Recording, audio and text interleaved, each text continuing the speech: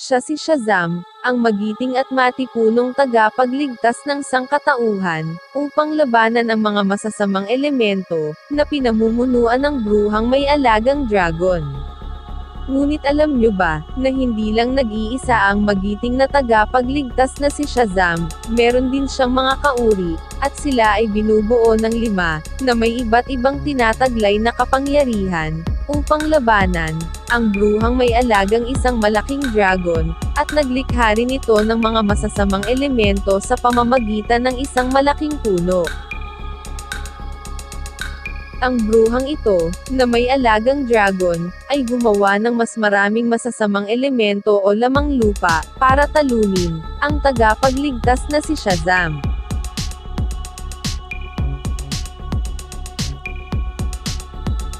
At ang nauna sa kanyang inilikhang elemento ay isang scorpion lion, na merong mga pakpak upang hindi basta-basta matalo ng nga superhero, kaya siguradong dito pa lang ay mahihirapan na si Shazam, na harapin ito ng mag-isa.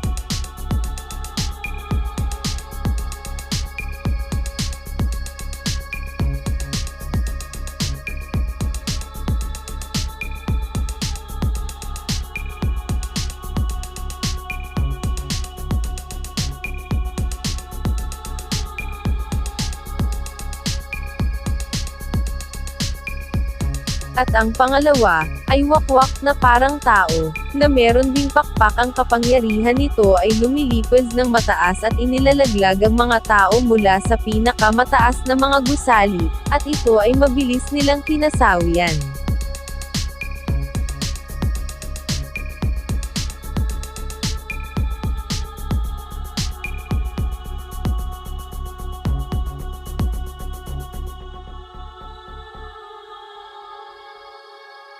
At ang ikatlo ay taong toro na may 2 sungay, na kapag tinoro ka nito ay siguradong hindi ka na mabubuhay pa, kaya iwasang makita ka nito dahil hahabulin ka nito kahit saan ka pa magpunta.